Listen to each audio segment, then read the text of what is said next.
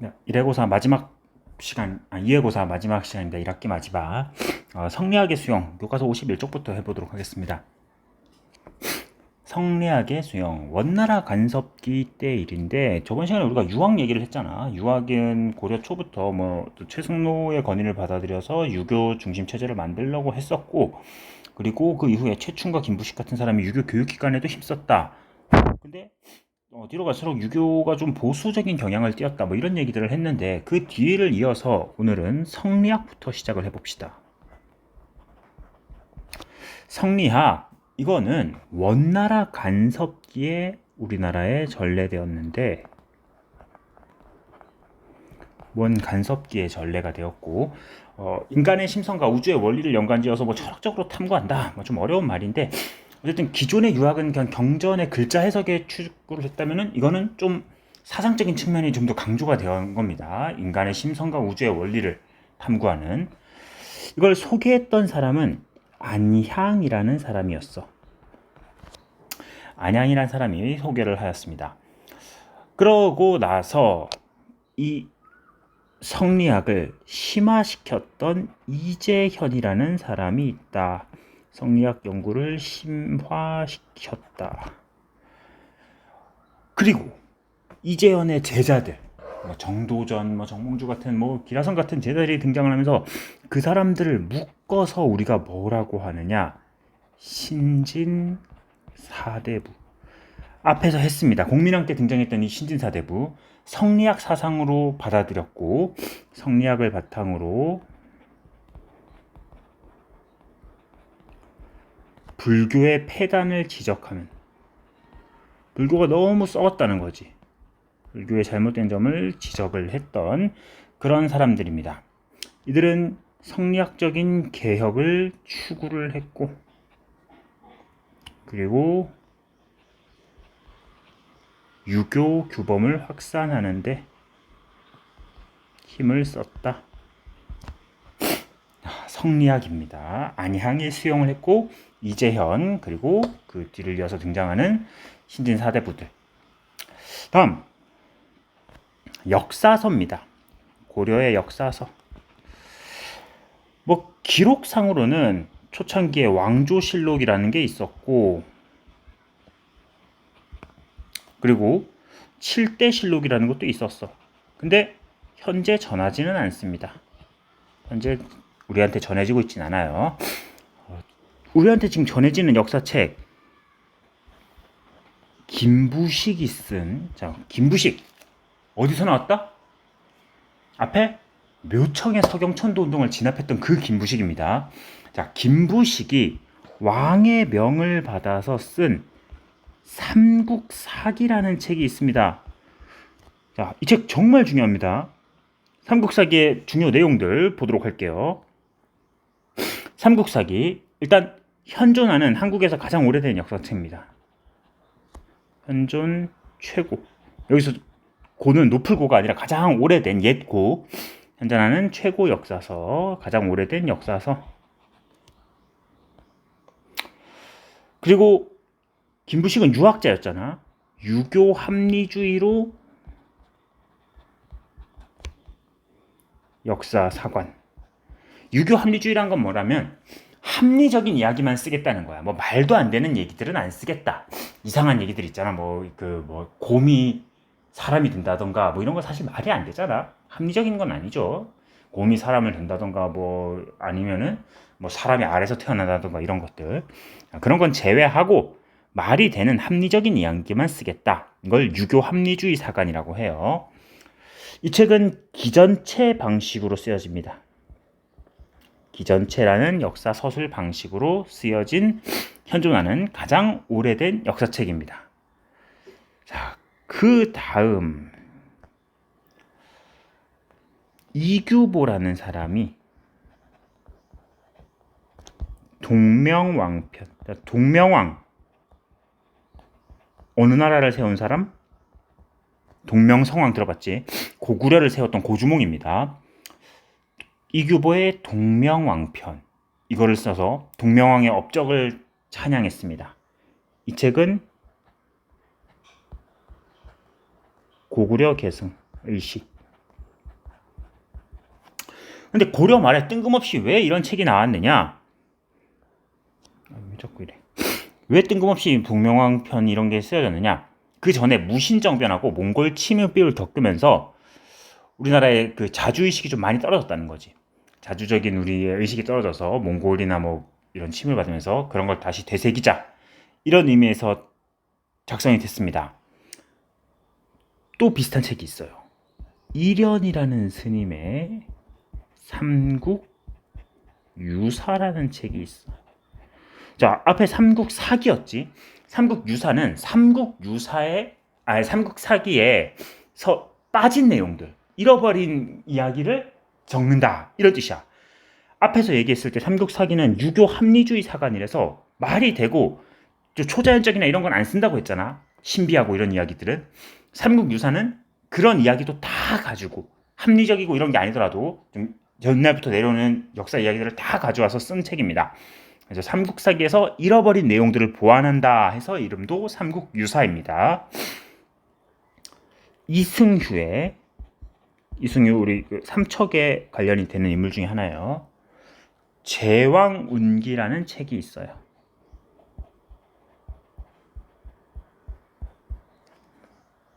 이승휴의 제왕운기. 자, 이 두 책은 우리나라의 시조를 단군으로 하면서 단군 신화를 기록을 했습니다.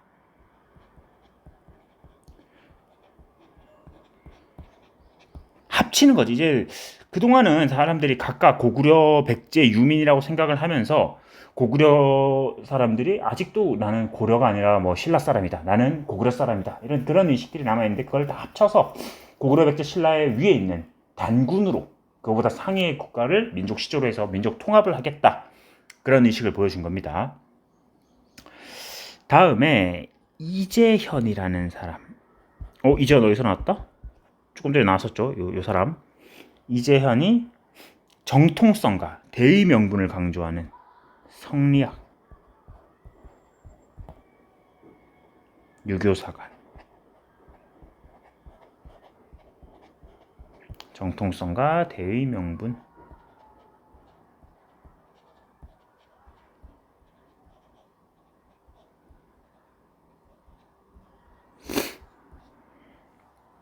자, 이게 고려의 역사서입니다. 왕조실록, 실대실록, 김부식의 삼국사기, 그리고 이규보의 동명왕편, 이련의 삼국유사, 이승휴의 제왕운기, 마지막 이재현의 역사책. 자, 다음에 고려의 불교를 보도록 할게요. 고려의 불교.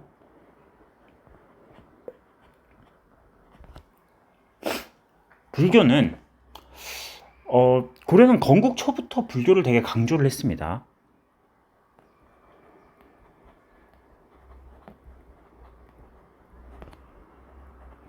불교를 강조했어요. 그래서 태조 왕건이 죽기 전에 훈요 10조라는 글을 후대 왕들에게 남겼는데, 이 훈요 10조의 내용에서 불교 행사인 연등회와 팔관회를 되게 중요시했습니다. 이거 끝까지 너네들이 중시하고 유지를 해라. 연등회와 팔관회를 중시하고. 광종이라는 왕이 있었지. 과거제와 그 노비안건법 실시했던 이 사람은 승과를 실시해. 과거 시험에 광종이 과거 시험 봤잖아. 과거제 실시했잖아. 그 과거 시험에 승과라고 해서 스님들을 채용하는 시험을 둔 거야. 그리고 국사, 왕사제도, 왕의 스승으로 삼아, 스님 중에 덕이 높은 스님을 국사, 왕사라고 해서 왕의 스승으로 삼아 자문을 구하기도 했습니다. 자, 이게 초창기 불교였는데 중기로 가면 갈수록 불교도 점점 좀 형식화되고 좀 타락하게 돼요. 그래서 불교를 개혁하자 하는 운동이 등장을 합니다. 대표 인물이 둘이 나오는데, 가장 대표 인물 의천이라는 사람이 있습니다. 의천은 해동천태종 이런 걸 철시했고, 이 사람은 교종을 중심으로 선종을 통합하자, 자, 교종은 뭐고 선종은 뭐냐? 교종은 내가 경전을 열심히 읽고 공부를 열심히 해가지고 깨달음을 얻어야 된다, 이런 방식이고, 선종은 참선하고 수행, 내가 참선을 해서 깨달음을 얻고 그리고 그걸 내가 열심히 행위하면 된다. 그러니까 책을 읽자랑 실제 생활을 하자, 이렇게 좀 달라요, 교종 선종이. 쉽게 얘기하면은. 자, 그렇게 둘로 나뉘는데, 의천은 왕자 출신이거든. 의천 아빠가 고려 왕입니다. 문종이라고. 그러니까 의천은 이미 태어날 때부터 고려의 최고 금수저죠. 이런 사람은 책을 읽어서 공부하는 게 더 좋겠지, 당연히. 뭐 참선 수행 같은 것보다 책 읽는 걸 되게 좋아했을 거고, 그때 당시에 귀족 사회니까. 그래서 교종을 중심으로 선종을 통합하자, 그런 이야기를 했습니다. 의천이 제시한 방법, 의천은 교와 겸을 함께 수행하자 해서 교관겸수라고 이야기를 합니다. 교관겸수, 교와 선을 함께 수행하자, 교관겸수를 내서 교종과 선종을 통합하고자 하였다. 그 다음 진을, 의천은 한동안 통합을 했어요. 해동 전태종이. 그 얘기를 안 했구나.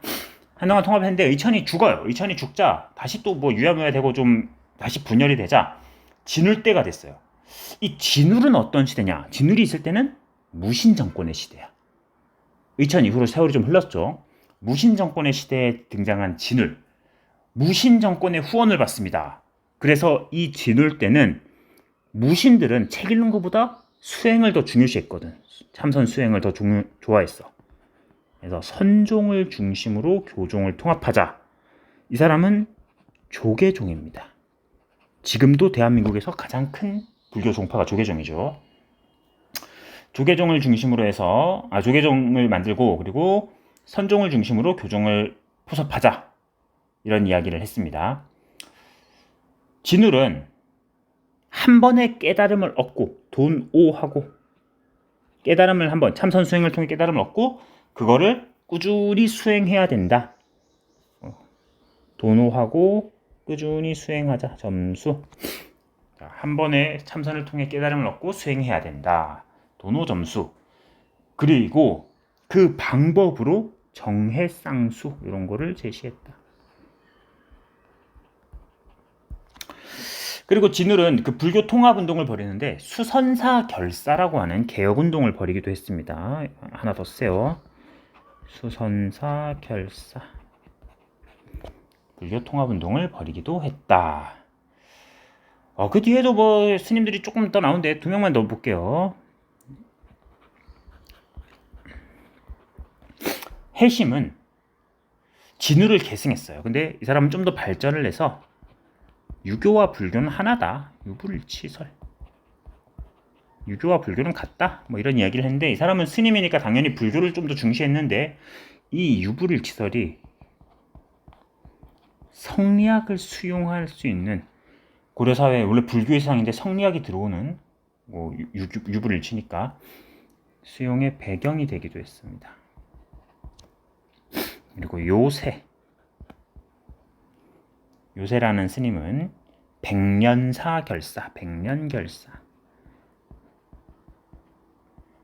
결사운동이라는 것은 불교 그 개혁운동이고, 수선사 결사는 수선사란 절에서 했다는 거 없고, 백년사 뭐 이렇게 얘기하면 됩니다.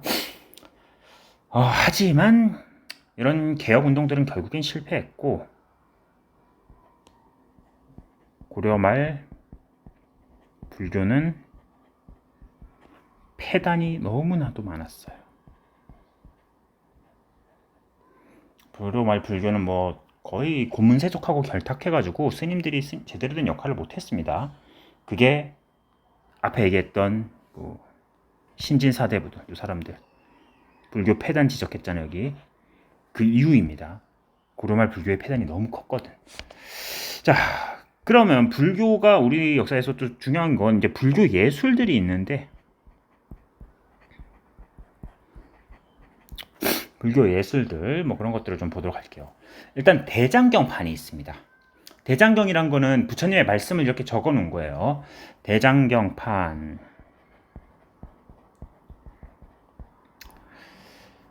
거란이 쳐들어왔을 때, 여러분 그 역할극했던 거란을 쳐들어왔을 때 그 부처님의 힘으로 이 거란군을 물리쳐 주세요 하면서 초조대장경이라는 걸 만듭니다.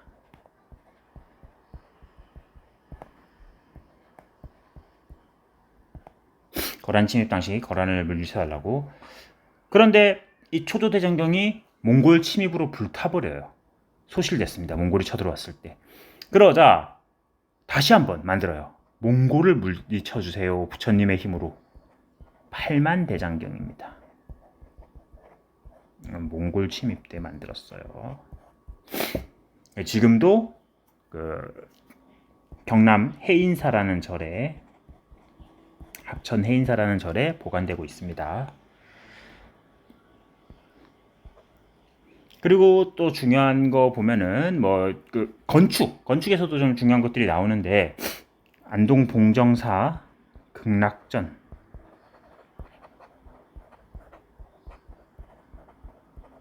고려시대 대표적인 건축물, 우리 태백 가까이 있는 영주의 부석사, 무량수전, 주심포 양식 대표적인 고려시대 건축을 볼 수 있는 그 건축물입니다. 그리고 뭐 탑도 있는데, 고려시대 탑은 강원도 평창의 월정사, 팔각 9층 탑, 이런 것들이 중요한